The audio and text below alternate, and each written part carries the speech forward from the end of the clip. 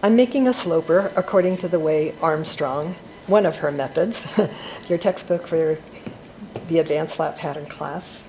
And the very first step is that we make a box, and then we build the bodice onto that box.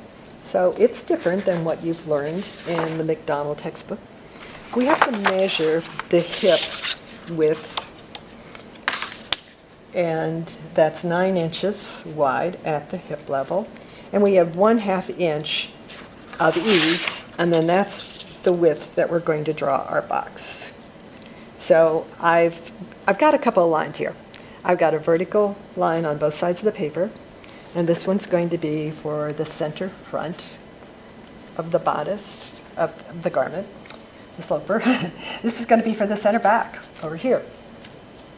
And I've also got a perpendicular line that'll be the base, which will be the hip level. And I'm going to mark 9.5. Got a little mark there already, you see. And you'll find that, so I measured the hip on the skirt front. If I measure the hip line on the skirt back, you see it's 9 also. And I'll put 1/2 inch of ease. So we need 9.5 inches for the width on this box, which will be the box for the back. And then we need to know the height, and we'll measure here at center front, and we find that that's 8.5 inches. So we will be coming up 8.5 here at a right angle, of course, to that bottom line, and we're going to draw this. And we'll come 8.5 over here, and we'll draw to here. So I can work better if I switch this paper around and draw up like this.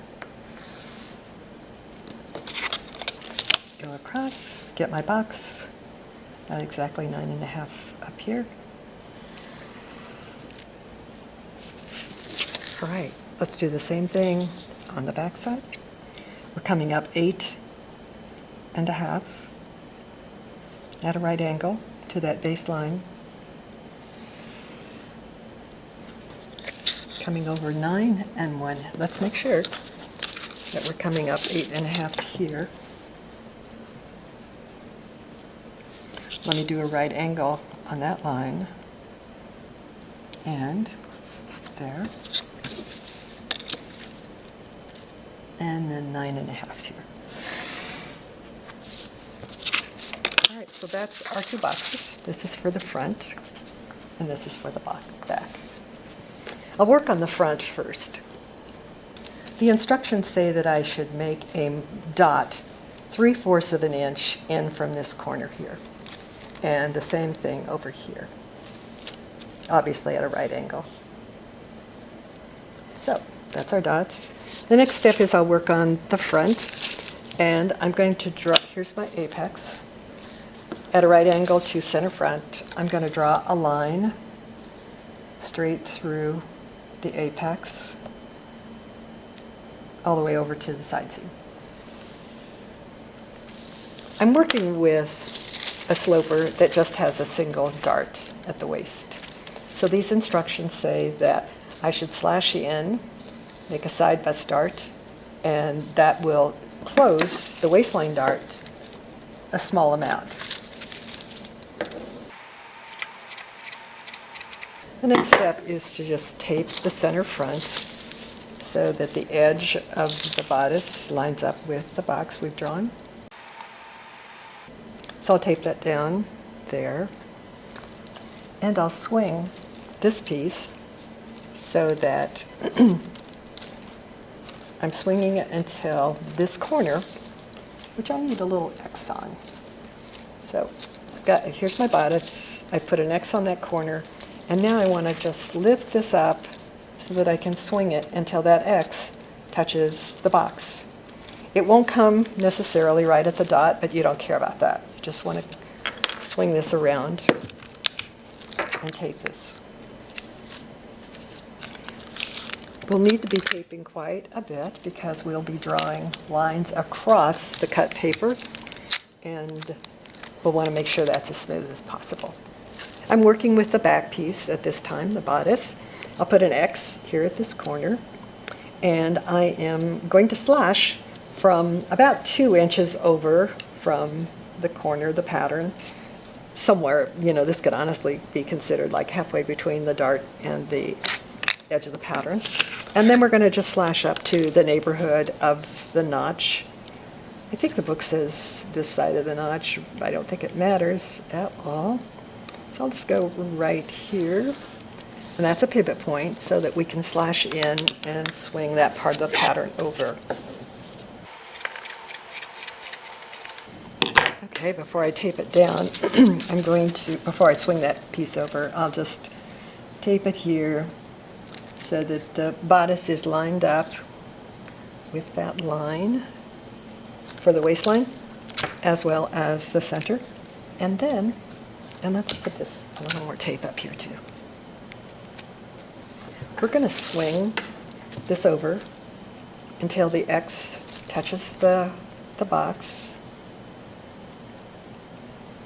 Like that. In fact, maybe not quite so far, huh? That's good. Yeah.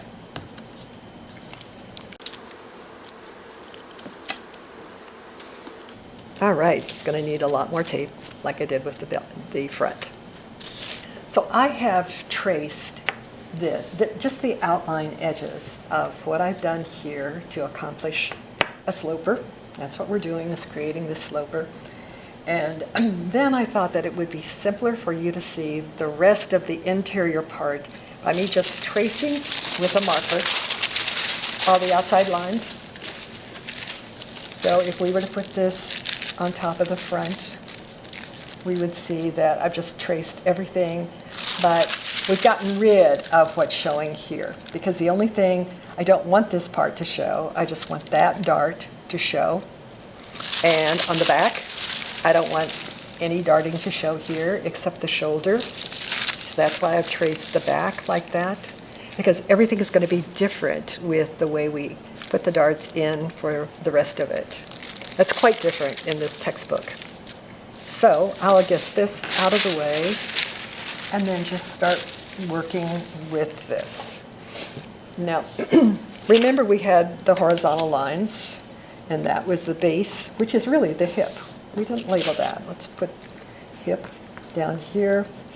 And remember, on a skirt, everything below the hip level is just a rectangle, so you don't even consider that. And then up here, remember this horizontal line was the waist. So let's put a W there. Remember, that's the waist for both of these pieces. So we're going to establish darts in these pieces then. And there's 2 darts in both the front and the back. We come down. Let's work on the front first. We come down at a right angle to the center front. Well, first of all, I'm drawing a line that goes straight with this dart leg, the upper dart leg there, through the apex.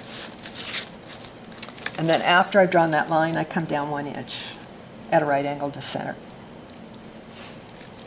And this will be the top, this will be the level, the height of the darts.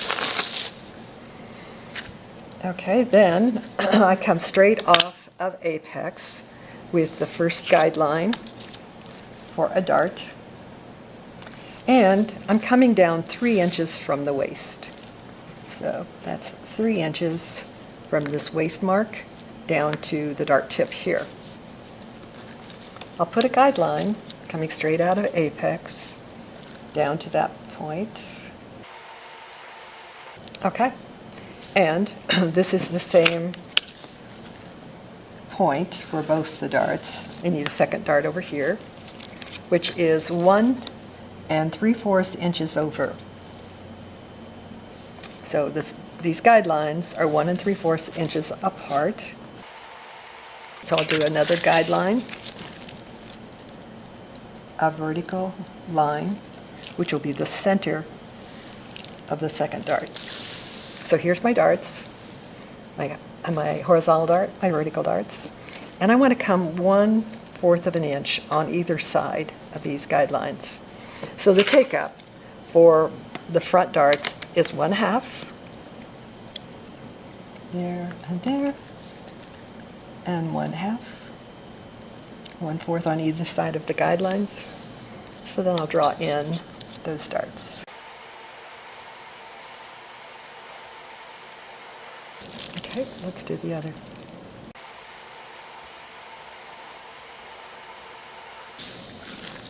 All right, that is complete for the front dart. Let's be sure we mark C for the front darts on the front sloper. We're working on the back sloper, and we're going to come down 1 inch at a right angle to center back at the underarm. Excuse me, I need to be 1 inch. Let's get this here. At center back and draw a horizontal guideline. And we come down 5.5 inches from the waist to give a horizontal guideline. And that was, I had already made a mark there, you could see, so that was 5 1/2 down from the waist, as you can see. And these horizontal guidelines are going to be about 2 1/4 inches apart.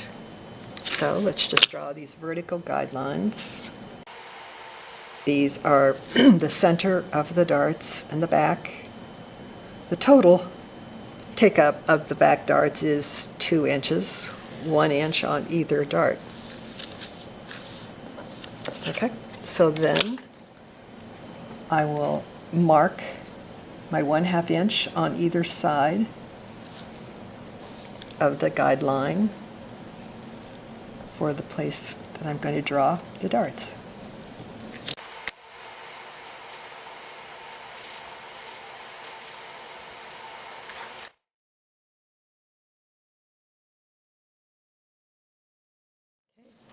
We'll be sure to mark center back, CB, and that would be the sloper.